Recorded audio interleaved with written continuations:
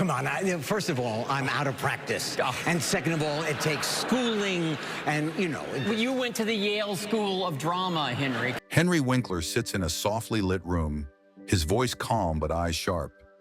At 79, he has seen Hollywood from every angle. Child actor, sitcom icon, dramatic turns, producer, director. He's known for kindness, for the Fonz, for mentorship. But there are shadows in his memories. People he feels betrayed by, actors with whom trust was broken, disdain grew. Tonight he names 7 actors he hated most, not for talent, but for what they represented in his life. Disloyalty, betrayal, inflated ego. He speaks not to humiliate, but to release. These are 6 of them laid bare, ending with one final name that still burns. 06. The Manipulator. Henry Winkler recounts a particularly difficult experience with an unnamed actor, detailing a relationship that began with admiration and ended in deep resentment. He first encountered this individual at auditions and on sets, observing a raw ambition that initially impressed him. At first, I admired his ambition. So much fire, so much talent, Winkler states, acknowledging the actor's initial promise. However, this admiration soon soured as Winkler witnessed the actor's manipulative tendencies. He describes how the individual would subtly approach producers when others weren't present, feigning camaraderie with those he secretly disdained. This behavior, Winkler explains, was a calculated effort to secure better roles and undermine his peers. He would sidle up to producers when no one was watching.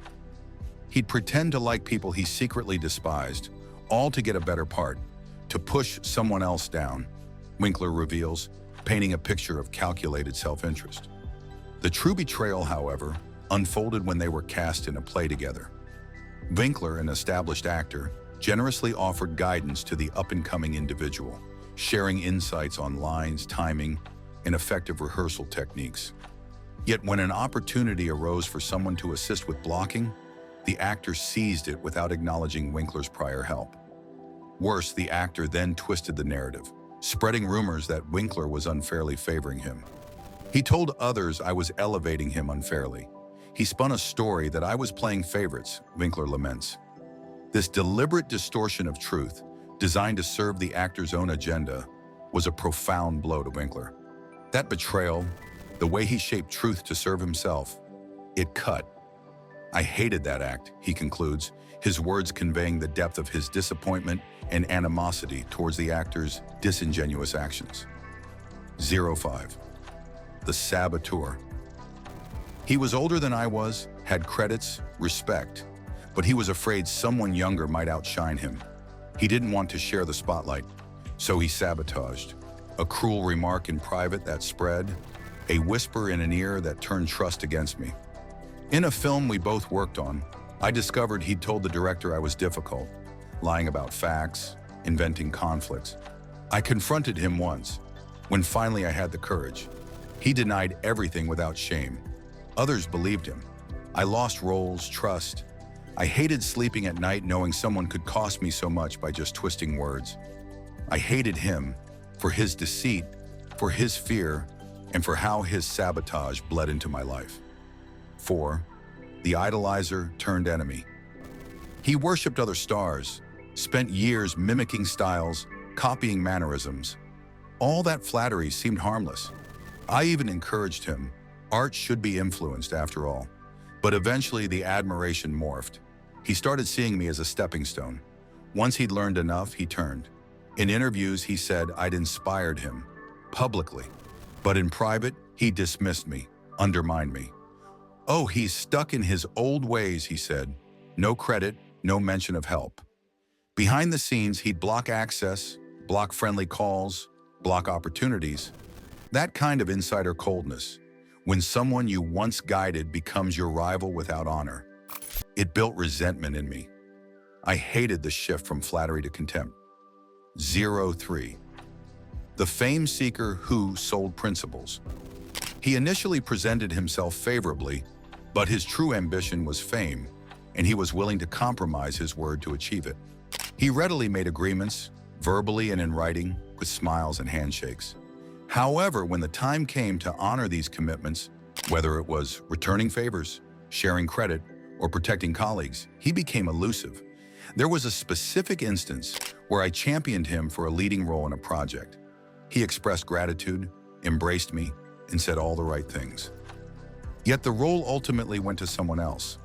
Afterward, he spoke ill of me behind my back, falsely attributing the outcome to my supposed lack of effort, despite my genuine advocacy for him. This betrayal was deeply upsetting, not just personally, but because I value the sanctity of promises. To witness someone disregard them so casually, treating them as expendable, is truly infuriating. 02. The cynic who belittled others. The actor, though publicly charming and well-liked, presented a starkly different persona in private.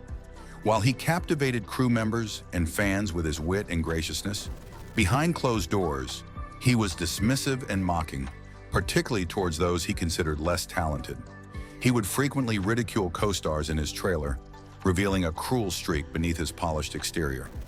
One memorable incident occurred after a lengthy shoot when a novice actor made a minor mistake with a line. Instead of offering support or guidance, he chose to belittle the individual in front of many, clearly aiming to assert his dominance rather than to help them improve. This act resonated deeply with the observer, who had witnessed enough emotional wounds within the industry to recognize the gravity of such cruelty. To mock the vulnerable, to deliberately make those striving feel small, was an act that the observer found profoundly objectionable. The ease with which this actor could degrade others, coupled with his cynical disregard for their efforts, bred a deep sense of hatred and disgust in the observer, who valued genuine collaboration and mutual respect above all else. The one who crossed the line. This particular individual consistently overstepped personal boundaries, blurring the lines between professional and private life. Their interactions were driven by a calculated opportunism, using connections not merely to advance their career, but to exploit my inherent kindness. They frequently solicited favors, extracted promises, and sought assistance, only to renege on their end of the unspoken agreement when the tables turned. A striking example of this hypocrisy became painfully evident when I most needed their public support.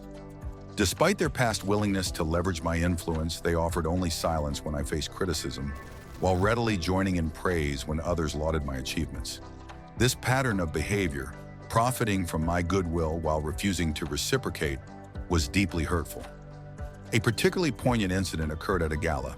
I was expressing gratitude to those who had stood by me during difficult times. This individual, who had so often benefited from my network, deliberately avoided eye contact and refrained from approaching me. This blatant disregard, especially in a public setting where their past opportunism would have been evident, solidified my disdain.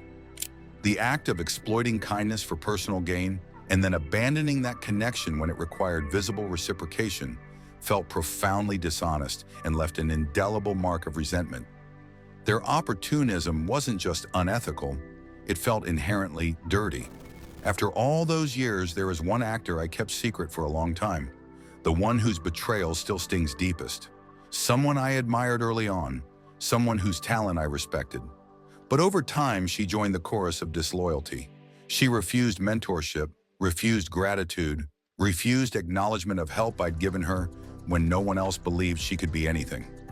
She replaced our friendship with distance, replaced our conversations with indifference.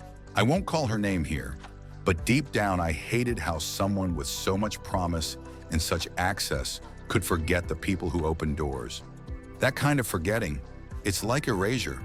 And for this one especially, I still feel the burn. These are the 6 named, one held back, actors Henry Winkler believes he hated the most. Not because they lack skill, not because they failed, but because in Hollywood's glare, they turned away from trust, ethics, promise. At 79, Winkler reflects, anger fades, betrayals sometimes become lessons. But what remains is clarity. Who treated you with honor? Who didn't? Who repaid kindness? Who walked away? Who used you? Who respected you? He says, I'm not proud of the hate, but I'm proud I survived it. He looks ahead now, a little softer, still aware. The halls he walks in, the conversations he holds, the people he trusts, They bear the memory of those he once hated. And through it all, he keeps acting, keeps teaching, keeps believing in what honesty in this business can still mean.